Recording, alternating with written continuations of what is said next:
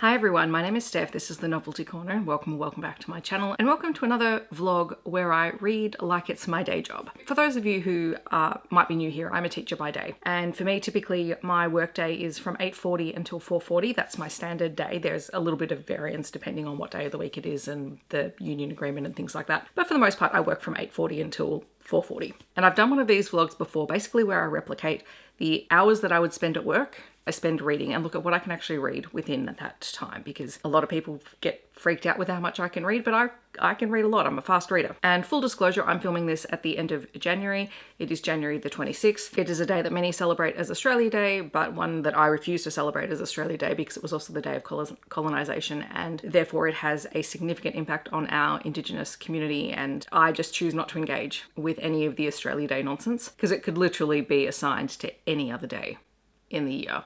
And what I tend to do on this day is I tend to read First Nations fiction. I shared a bunch of recommendations in January. This video will be going up in February sometime. I shared a bunch of recommendations as well as the books that I had on my TBR. I totally forgot about My Place by Sally Morgan, which I've added. So I'm going to be reading from this pile of books throughout today through my work hours, and I will be taking breaks at my usual time, which is 11:40 to 12:10, and also then 1:50 until 2:30 are my normal break times. I say break, but teachers, break is a very loose term. I'll use that to eat food.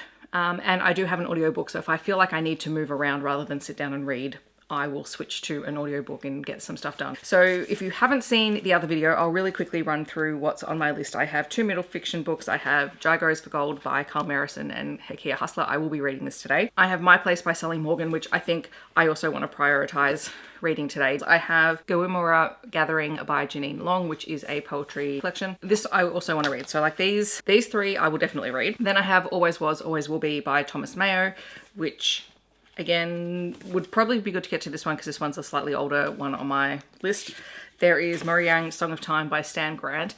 This is a very recent purchase, so while I would like to say I'm going to prioritize this one today, it's been in my collection the least amount of time, so we'll see. I will read it at some point. It's here in case I just decide to switch it up. And then I also have Reaching Through Time by Shauna Bostock, which is a very old review title that I received years ago, and I just need to start reading it. What I think I'm going to do with this one is actually just read sections over a long period of time. So I might start reading 1 or 2 chapters throughout today. And then the audiobook that I have is Am I Black Enough by Dr. Anita Heiss.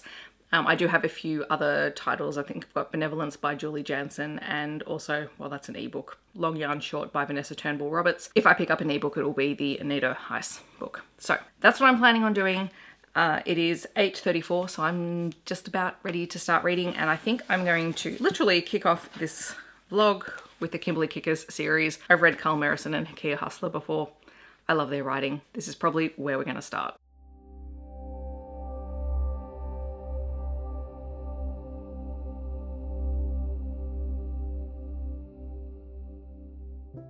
Alright, so I finished Jai Goes for Gold, and this is really delightful. I'm not a big AFL person at all. I know the sport. I'm from Melbourne. I know the sport. It's the biggest thing here. But I don't tend to follow the sport closely, and I don't know the players and things like that. So this is really interesting to learn about Jai Farrar, who is originally from Halls Gap, which is up in the Kimberley region in Western Australia. And it's his story growing up and eventually making it into the AFL.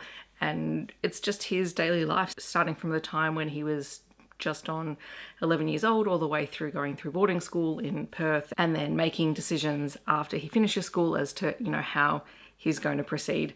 It's really fun. It centers his connection to his family and to country, and is just a really wonderful middle fiction read. And I wasn't sure whether this was going to be a series that follows Jai, but the back of the book says it's going to be about Crystal Petrevsky, I hope I'm pronouncing that right, who plays for the AFLW, which I think is going to be really cool to read. So I don't think that that's out at the moment. I'll have to do a bit of investigating.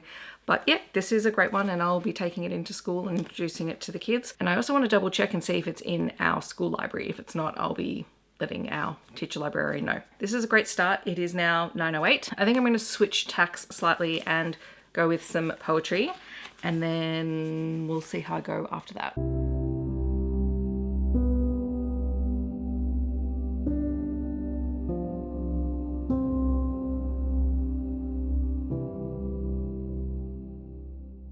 Alrighty, so I finished Gamiwarra Gathering. I always stumble across the name and I'm not even sure I'm pronouncing it properly. This is a really interesting poetry collection. It does look very much at colonization and the impact on Indigenous First Nations people, and it is at times quite confronting. But Jeanine Leane's writing is just beautiful, and there's different types and formats of poetry, which was really interesting to read, some more than others, and that's just down to personal preference in terms of what I like to read in poetry. But just the way that she uses language is beautiful. The way that she expresses her connection to country and culture and family is really, really wonderful, and it's well worth checking out. So she has been associated with Red Room Poetry, which is how I came to find some of her work previously. And then I found this at the Amplify bookstore, which I think I included in my summer reading vlog. So I'm really glad that I read this one. It's only 94 pages long. Highly, highly recommend. I'm a big fan of First Nations poetry collections. After that, I needed to stretch and walk around for a little bit. So I did start Am I Black Enough for You by Anita Heiss as the audiobook. I've read the foreword and the first chapter. It's read by Anita Heiss herself, and it's great. Foreword of the book was really talking about this edition of the book, which is the 10-year anniversary edition of the book, and so why it came about, how she feels as an Indigenous woman, and talked about her connection to her country, the country of her people. And then the first chapter, it was looking at the history of her grandmother and her grandfather, and that was really interesting to hear about. So I will dip in and out of that throughout the day, but for now, I am going to start My Place by Sally Morgan. And I have this terrible, terrible habit as a reader of anything that is marked as a classic automatically, just even if I want to read it and I've got a copy of it like this, I've had this for nearly 2 years. If it says the word classic anywhere on it, or anyone talks about it being a classic, it's just like something in me just goes, I don't think I'm smart enough to read this. This is a middle grade book. It's going to be fine for me to read. And I have read Sally Morgan before. I love Sally Morgan's work. So this is the perfect push to read this today. So we're going to start it now.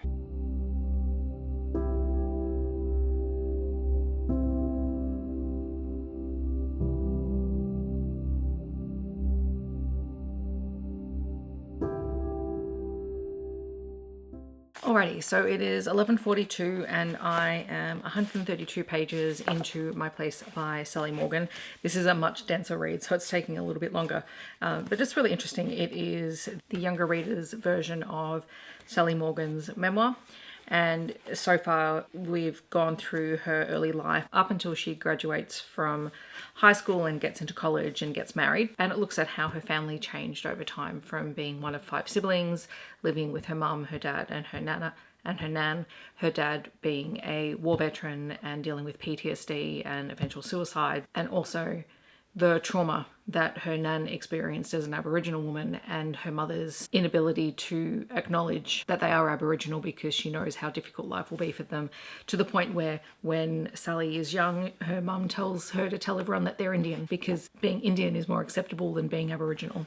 So it's a really hard-hitting read, but Sally Morgan's got a great voice, and I'm going to continue this after I've had some lunch. Alright, so it's just on 2 o'clock. I just finished My Place by Sally Morgan, and this book was originally, or first published in 1987.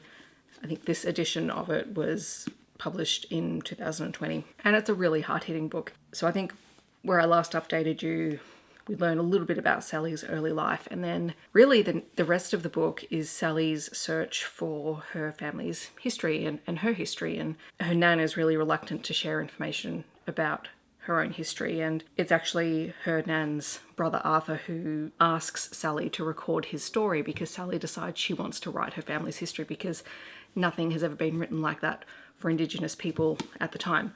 And so she starts off with Arthur's story, and so we get that entire narrative, and then that inspires Sally and her mother and her husband to go visit these places where her nan grew up, and there she meets her people and her family and her relations, and then that encourages her mother to open up about her story, and then again later on that encourages her nan to open up and share some of her story before she passes away. And like it's very hard-hitting and very eye-opening. So it is based in Western Australia. Yeah, just a really powerful read. And there's a lot of, I mean, this is the younger readers edition, so there is an adult version, I believe. I think there is a different version, I believe, but I think anyone could read this. I think it technically fits in the middle fiction category. If that's the case, I would say older middle fiction into young adult, but definitely adults could read this as well and still be moved. There's a little bit more reading between the lines, I think, with this about parentage and family lines and things like that. So yeah, can highly recommend this one. But now that I finished that, I do need to take a brief break just to reset myself, and then I'm going to take about 20 minutes, have a break, and then think about what I'm going to pick up next.